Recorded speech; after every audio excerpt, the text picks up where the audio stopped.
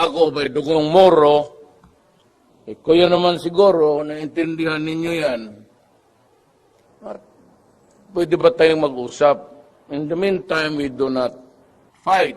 But pag inatake yung mga sundalo ng gobyerno, wala akong magawa. Isa kami yung mamatay, di kayo na lang. Mahirap man yan na sabihin ko sa kanila na patanga-tanga ka lang dyan kasi may ceasefire. So you have to be very vigilant, of course, the soldiers of the Republic. And sa lahat ng bagay na kailangan ninyo para manalo kayo, ibibigay ko. Sa panahon ko, wala kayong problema. Okay na ang bayan natin. Sa akin. Hinahabol ko na lang ang droga. Kasi dyan sinisira talaga ang aming. Yung mga overseas workers, namamatay sila sa trabaho, papadala ng pera dito. Kalain na nag-aaral yung anak niya, they think that it is spent for education. Long before din yun na nalulong na pala sa droga or biktima ng durugista. Either hold up, rape. Hindi ko maintindihan kasi ito minsang sitwasyon natin. But I would not want to criticize again anybody. I was just giving a retort of what I heard. But I'm sorry, I'm not ready to entangle. Pero ito lang, along the way, sabi nila, sige sila count dyan, 1,000 na halos ang namatay. Bakit? Ilan ba ang Pilipinong inosente na namatay in the wake of this drug crisis? Ako sa Davao, talagang hinabi ko, pag ikaw'y drugista, hold-upper, kidnapper, talagang papatayin kita. At talagang pinatay ko. Huwag na tayo magbulahan dyan. Ang Davao was able to grow a little bit. It is now a progressive city. Na-maintain ko yung control, even din na presidente. Mabuti naman si Inday yung anak kong naging mayor. At least yung mga hold. Medyo happy lahat kasi kami doon, no Maranao o Tausog, because they can vote to me anytime. I have this connection with them, though maski kunti lang. Yung mga anak ko, mga apo ko, Tausog pareho. Isang linya ng anak ko, Tausog. So ayaw ko magkipag-away sa inyo kung maaari, mag-usap na lang tayo. I hate, of course, to kill people. But panaunahan ang mga trupa ng gobyerno, mahirap yan. Pero if there's anybody more interested in this Philippines ngayon, especially peace with the Tausog and with the rest of Mindanao, ako. Wala na sigurong presidente after me na unless you elect a Moro president. Nasa na panahon na. Pero sabi ko, para makauwi na lang itong mga tropa, baski ganun sila, they enjoy the peace of the land, they can go back to their families. Pati sila, worried dyan. May mga pamilya na iwan yan. May nandoon yung drug sa Mindanao, sa Manila pinakamalakas, and even in Mindanao. So, everybody is under stress. Mag-isip pa sila dito kung paano na gawin trabaho nila. Mag-isip pa sila doon na iniwanan nila mga pamilya nila. Inaakyat ng bahay, nire-rape, pinapatay yung mga bata, o hindi inaatsa. So, I pose this question. Ilang matay sa itong gera na ito sa droga? At ilang na namatay na itong rebellion sa Mindanao? Kung usap na lang tayo, then we can have a demarcation kung ano ang gusto niya. But we cannot return to you kasi napunta kami ng Mindanao, tatay ko, binata pa, nakapag-asawa ng Mindanaoan. Hindi na kami pwede, mga Kristiyanos dito, wala nang mauwian doon. Migrants na yan eh. So we have to understand each other.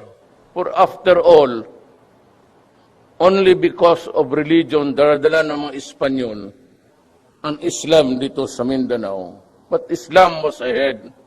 We I said almost 65 to 70 years. Ang Islam nandito na sa Mindanao. Naintindihan ko yan. Wasaki man yun na inaagaw sa inyo, hindi. Hindi agawin yan kasi hindi, nandito na kami pinanganak. Ano ba naman ang kasalanan namin? So I would like to appeal to all that we stop this war. I'm pleading para wala nagdugo. I will talk to you. Nahiya nga ako hindi makalabas sa kampo, but I have a briefing and I have to take off because kailangan take off pag may araw pa. Eh wala man ang, I cannot even provide you with a, sa actually, if you agree for a peace, I will lengthen the runway and make it operational day and night. Yan ang sinasabi ko sa inyo. And I will bring the Arab investors here para wala kayo masyadong dynamics. Garanti mo lang ako na gusto na ninyong maghinto sa away at mag-usap tayo. But lastly also, I address myself to you directly. Wala kayong problema. Lahat ng kailangan ninyo that would place you in a superior position to do your war, you will have it. As long as we are at war, wala kayong problema. Lahat ng hiningi ninyo, inyong ospital, bago lahat, MRI, yung Barrett, machine na yung matagal na you know, when you are not extracted easily kasi may bakbakan pa at you are may gangrene ng medyo umiitim na you can just mayroon na yan doon sa ano. And I have placed the mga jet ko, binigay ko na sa armed forces sa inyo. Yung jet ko, ambulance. Even if there is only one patient, ilipad kayo, use the plane. Yung Fokker ng presidente yan. Kayo na ang sumakay, lalo na kung kayo ay kailangan ng medical attention, you can have it. Ako, mag-commercial na lang ako. Okay ang commercial. Wala namang problema yun. Inspeksyon naman lahat eh. So, what's the problem? Security risk, how can that be? May X-ray nga dyan eh. Delikado ka lang kung buksan mo yung pinto ng aeroplano tapos lumundag ka doon. Hindi ng problema ng piloto yan. Problema na presidente na. So, I'm here to assure you na I'm renovating your one big building original sa medical center niyo, and I'm putting up another one. We have 4 state-of-the-art na karamihan sa inyo kidney. Sa alat yan kasi minsan gulay lang eh, nilulubog ninyo sa ano para masarap. So karamihan yung kidney, yung laser. Wala nang ano, may nakita ako niyan yung laser light. Nakikita ko doon sa motor pumuputok yung bato. Yung sakit na sa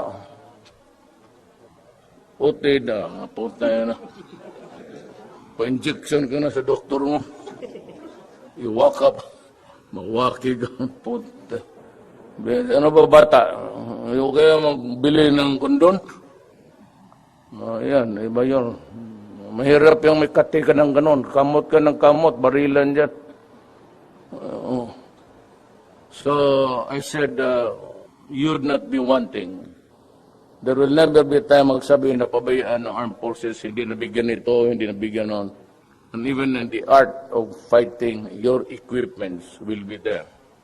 And we will have more of that. Sabi ko kay, bilhin mo.